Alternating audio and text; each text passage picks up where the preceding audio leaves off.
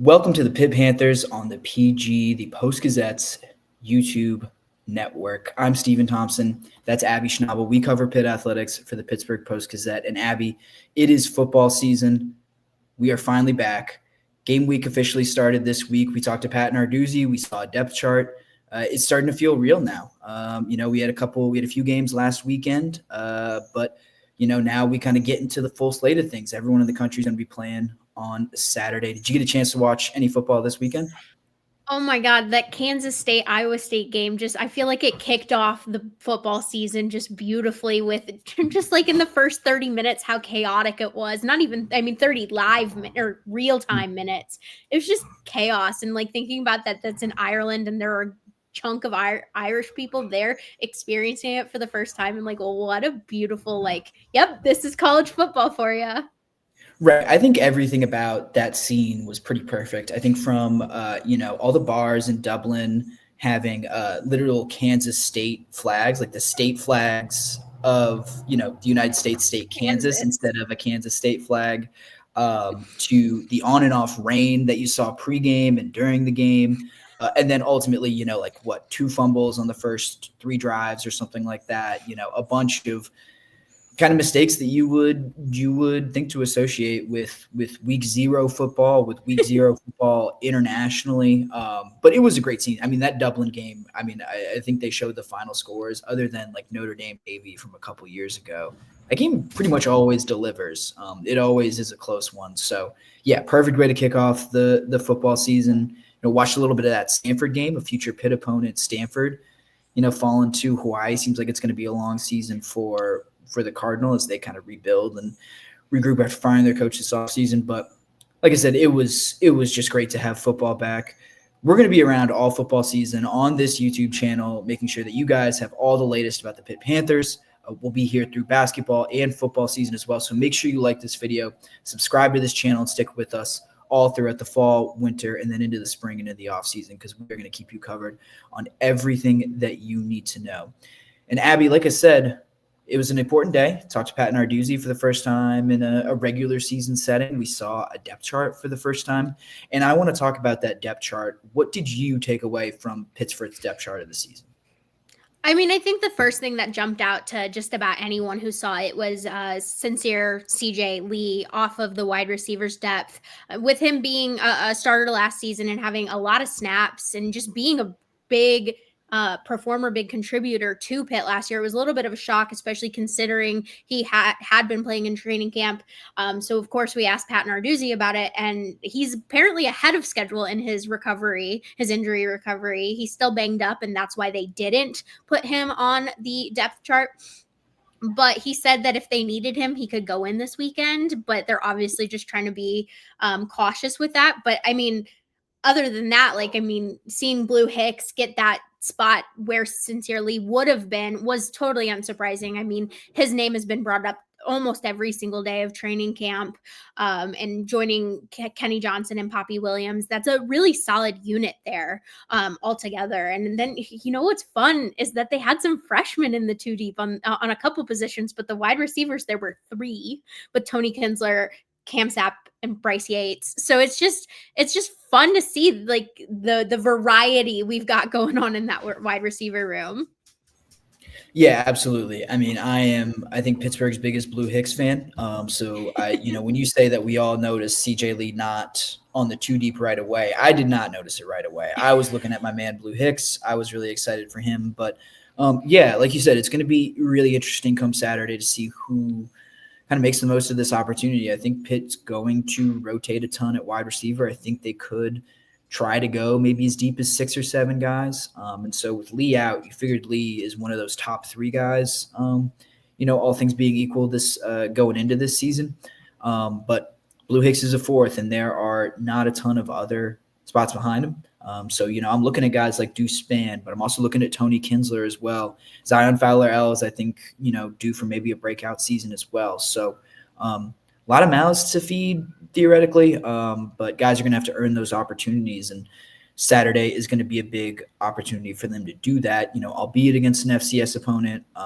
But when you step in the stadium and when the lights come on, you got to make plays. So It's a good time for guys who are younger. A lot of those freshmen that you mentioned to make a good early first impression against someone else, against some other competition. Wide receiver was one of those position groups that we were, looking for as far as position battles throughout training camp. But I don't think there were any position battles on this team that were more important or, I guess more critical than along the offensive line, specifically at left tackle. And it seems like we got some clarity there with Jeff Persi earning that left tackle spot. I mean, did anything on the offensive line depth chart surprise you? It seemed to me, at least a lot of the guys that we've been talking about all offseason and throughout training camp seem to solidify their spots going into week 1.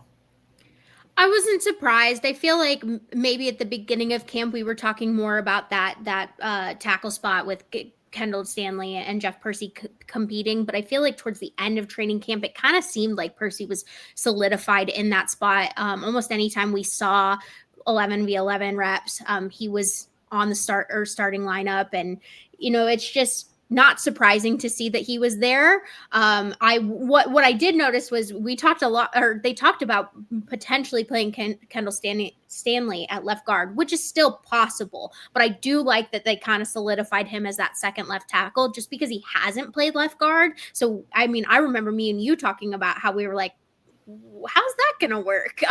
Because, all the positions, you can interchange him a little bit, but he had never practiced at left guard. So I was happy to see that aspect of it. But other than that, I mean, I'm excited to see Gouveia at that left guard spot. And then you've got the 3 returners on the center and the other side, and Ryan Baer, B.J. Williams, and Lyndon Cooper. I like this lineup, and I like the depth behind this lineup. Yeah, I really like the top end. We've been told that there's some good depth behind him, some improved depth, some guys that developed over the course of the spring and into training camp. I think one of the interesting things is that of these guys who are starting on the offensive line, and there are about 85 combined collegiate starts on this starting offensive line now. Ironically, Jeff Persi, who's played in the most games, I believe, outside of, I guess, Keith Gouveia, who has a ton of game experience at the FCS level, but among the guys with starting experience at the FBS level, that's all 4 of these guys now. Jeff Persi is the one with the fewest starts. He's played in 41 games, but he's only played in 3 starts, and he might be the best player out of this bunch. I think he's in a conversation with Lyndon Cooper as far as guys who could be drafted come next spring. I like the top line too. I'm not as certain about the depth. And this is kind of this is just kind of how it goes. I mean, offensive line is a really hard position to scout, even for college coaches. It's even harder for laymen like us to kind of parse out. But we're not really going to know whether or not this depth is ready for prime time until prime time, until they get thrown into the fire, until something like an injury happens or something like that. We're not going to know what Isaiah Montgomery or, Giovanni Cooley, I'm looking at the depth chart now, Jackson Brown, Ryan Coretta. We're not really going to know what these guys have. You're obviously much more certain about Kendall Stanley, which for a team who has lost their starting left tackle in each of the past 3 seasons to a season-ending injury, having Kendall Stanley there is a pretty huge luxury. And so I completely agree with you. Being able to keep him at left tackle is really important, I think, and that's, kind of Pitt's best option. I never really saw that guard experiment working out for them or actually kind of coming to fruition. So I'm with you on that. Moving along, I mean, there's not really competition there, but, we talked about it in our live stream last week. It's probably all of a sudden a position that everyone has their eyes on now, but it's linebacker, a group that we thought was really, really deep, got a lot thinner at the end of last week. Injuries to Jeremiah Marshland and Jaden Bonsu, season-ending injuries. Those are 2 guys who, Jeremiah Marshland, probably the 4th linebacker throughout the spring ball and training camp, a guy who was competing for a starting spot at middle linebacker. And then Jaden Bonsu, someone who, at least according to the Pitt staff, could have maybe unlocked some different things from them defensively because of his background as a safety, because of his athleticism, and then factor in a little bit of weight that he put on to make that transitional linebacker. I mean, we knew that this position was going to be a little bit thinner going into week 1 and throughout the rest of the season. But Abby, what was it like kind of seeing what Pitt has on paper now at linebacker? Yeah, I mean, it's no question that front three, Kyle Lewis, Braylan Lovelace, and Rasheem Biles are really solid. And that's a great starting point. As you pointed out in our live stream last week, Pitt tends to rely on their first stringers at that position anyway. So I like that lineup. After that, I am just a little nervous. I mean, this is the only position you have the same guy listed at different linebacker spots. So you've got Cameron Lindsay listed at star and money, and you've got Nick Lappy at Mike and money, and that wasn't going to be the case before the injuries, most likely. Like, those guys can play both spots, but there was going to be able to have a little bit more specialization. But with specifically Marcelin out of the mix, that puts a little bit pressure on Braylan Lovelace to stay healthy, to control that Mike spot, because then you've got Nick Lappy behind him, who is a senior but hasn't played as much as you would like your Mike to have played by the time you're really in it. And I don't know, it just makes me a little nervous because it also, puts pressure on Abe Ibrahim and Emmanuel Taylor too. And just Emmanuel Taylor being a true freshman just adds a lot of pressure. I think that if anything goes wrong with those front three, you start to get a little nervous, because while a great front three, after that, it's just not as solid. So, I mean, I wasn't surprised by anything we saw. Just seeing it written out, though, helps, get an idea of what they're thinking, though. Yeah, absolutely. I was a little surprised to see Emmanuel Taylor there. I would have thought there were other, young guys, but maybe a Davin Bruton could have stepped in there too. But it is pretty striking how, I guess thin this group is now. Like you said, they're going to still rely on that top three, Lewis, Lovelace, and Biles, to play upwards of 80% of the snaps each, I would have to imagine. But yeah, you're one injury away from pretty much disaster. God love Nick Lappy. I think he's a fine player, but it's a pretty dramatic drop off from a Braylan Lovelace or Rasheem Biles to a Nick Lappy or even a Cam Lindsay, who I think is a really good player as well. These guys are elite. These starters are elite, but you're going to take a step back with anytime a backup comes in, but I think, in Pitt's specific circumstance, it's a pretty steep drop-off. A place where I don't think there is a huge drop-off between the starters and the backups, quite honestly, and I think, we'll get into it a little bit, but I think it's entirely possible that some of these backups could become starters by the end of the year. Let's talk about corner and safety. Let's talk about the secondary, because, I think it was interesting to see some of the names that were atop that list, and a couple of the guys that we had maybe heard something about throughout training camp and spring ball really did seem to solidify themselves as contributors and contenders for starting jobs maybe further down the line. Yeah, I mean, I wasn't surprised by the starters at corner with Rashad Battle and Tamon Lynham. They kind of teed that up as being the most likely formation at the front. But then what I thought was interesting is freshman Sean Lee is at one of those number 2 spots. And again, we've going back to the amount of true freshmen, but he's not even the only freshman. There's 2 more redshirt freshmen, and Nigel Maynard and Zion Ferguson in there as well, which is a lot of youth at a position that is held by someone who is really experienced. So it makes me a little nervous to go from, Lynham and Battle to any of those freshmen. The one thing that I will say is on the others, or they have it listed under Rashad Battle, is, Shadarian Harrison's in that number 2 spot, which I don't think was surprising, maybe a little bit just because he's over Rashawn Murray. And I think both of them were trending up. I wouldn't be surprised if Rashawn Murray was kind of that third string across both sides, but who knows? Like, we'll have to see it play out. But Shadarian Harrison really, and they call him Drip, he really showed out in the spring and has continued to show out in training camp. So I wasn't surprised that he made his way up the depth chart, because in theory with him being a redshirt sophomore, you wouldn't necessarily think he would be that 2 spot, especially over a senior like Rashawn Murray. So a lot of youth, but I think, like you said, there's not that big of a drop off in between with the talent, even though a lot of those guys are young. Yeah, absolutely. I am not the highest person in the world on line them in battle. They played a lot of football. Have they been particularly effective? I was not blown away by them last season, to put it mildly.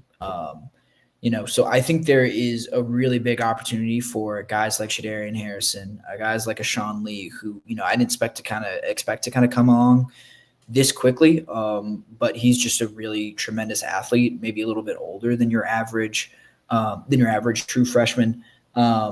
But I'm going to still be holding on to my Rashawn Murray stock. I think even though he's listed as a third stringer right now, I think he has a chance to maybe play some starting level reps during this season. So I am much more interested in the depth here than I am the top line starters. And, I think we can say a similar thing about the safety spot, where Cruz Brookins and Javon McIntyre are your two starters.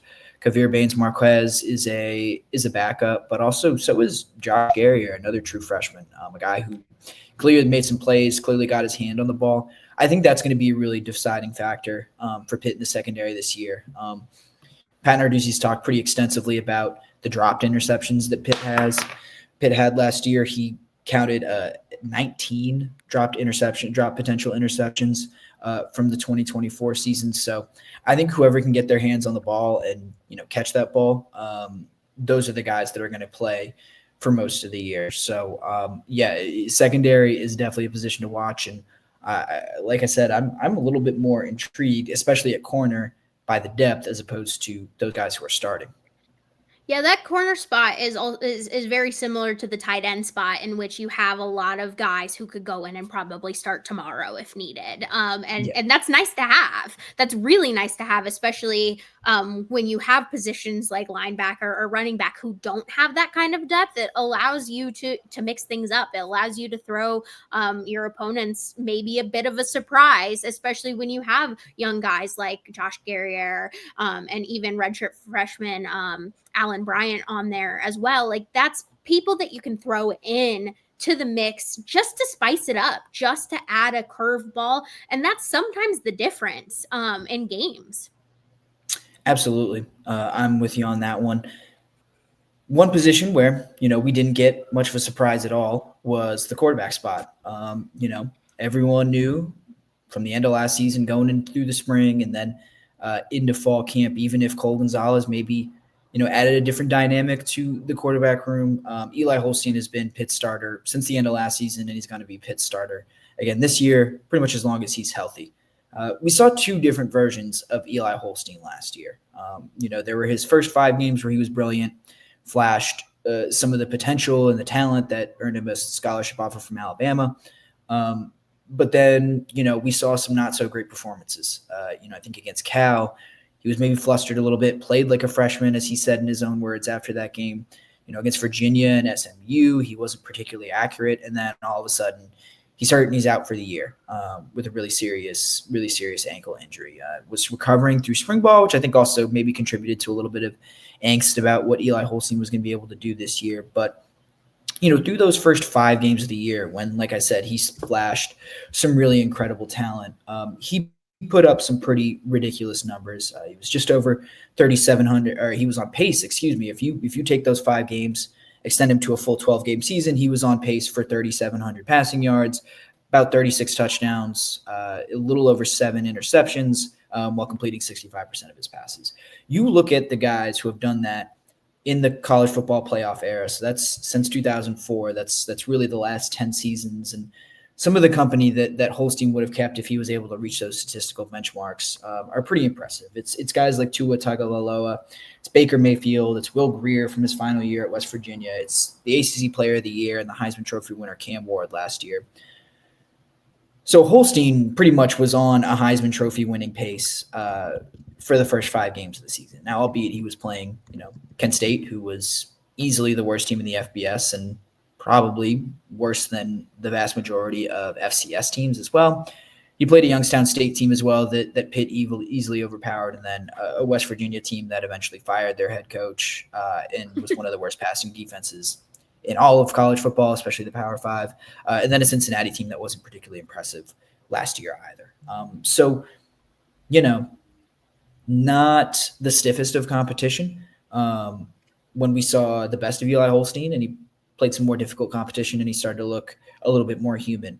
So my question to you, Abby, what should we expect out of Eli Holstein this year? What are some reasonable expectations for him this year, whether it's, kind of a statistical benchmark or, should he be shooting for the All-ACC football team? Where do you kind of view what we should expect out of Eli Holstein going into 2025?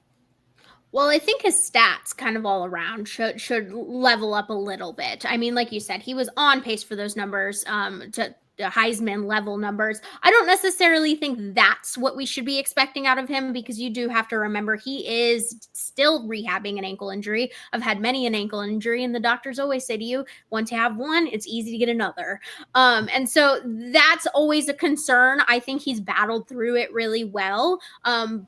But with the, potential O-line issues that thwarting him last year, that's maybe on the table again. So I'm not going to go into the O-line today, but, with him, I'd like to see, his pass completion go up. I mean, he was 61.9%, which is pretty decent, but for an all-ACC guy, which is what I think he should be shooting for, and I think he could do. That needs to be number higher. I'd like to see his passing yards go up too. I mean, he finished the season with 2,228, and he didn't even play in all the games, which I think that's a pretty solid number for not playing the entire season.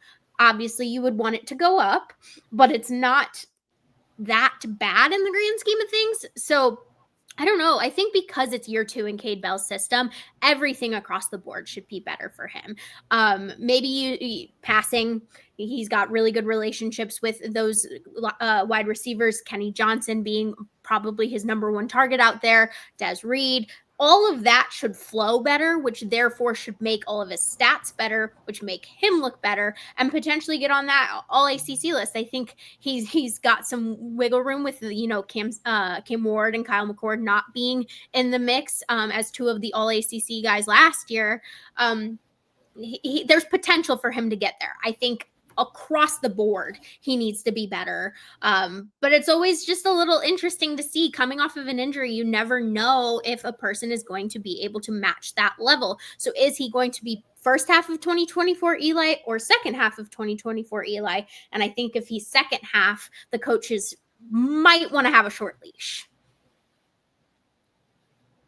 Yeah, and the one thing that I think, talking about statistical benchmarks, he threw, I believe, 7 interceptions last year. He only threw 3 in the first 5 games of the year. I think he does need to cut down on the interceptions quite a bit. I apologize. I'm looking up his interception, how many interceptions he threw last year. 7 right now. But 7. Okay, so we threw 7. Only, I believe, 3 came in those first 5 games. So I believe he threw 4 interceptions without throwing a touchdown pass in his final 5 games. And like you said, he wasn't playing for all of those games, but at times I think his accuracy and his decision making waned in the latter half of the year. I think he tried to do a little bit too much when teams were attempting to take away the deep passes. I think he was trying to force things at times. I think everything that we want to see out of Holstein, or that Pitt wants to see out of Holstein, will kind of cascade from there. That's, holding on, not turning the ball over means that you are, giving yourself more opportunities to throw downfield. You're possessing the ball for longer.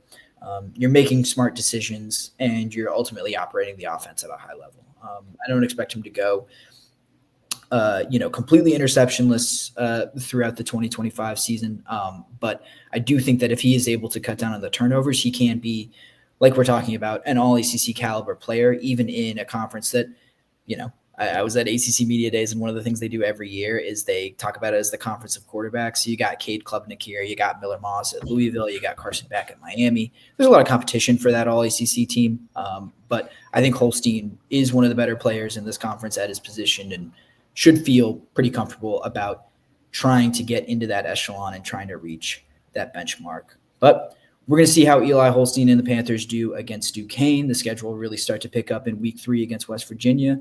And then 2 weeks later, they will face Louisville and start ACC play and begin competing for the ACC crown. That's all that we've got for you on the PG Pitt Show. Make sure you like this video, subscribe to the Pitt Panthers on the Post-Gazette's YouTube channel, and follow along with us all football season and into basketball and volleyball season as well. We're so glad that you joined us for this video, and we will see you next time. Thank you for checking out this content from Post-Gazette Sports. If you watch this video on YouTube, please like the video and subscribe to our channel. For all of the sports coverage the Post-Gazette has to offer, visit post-gazette.com.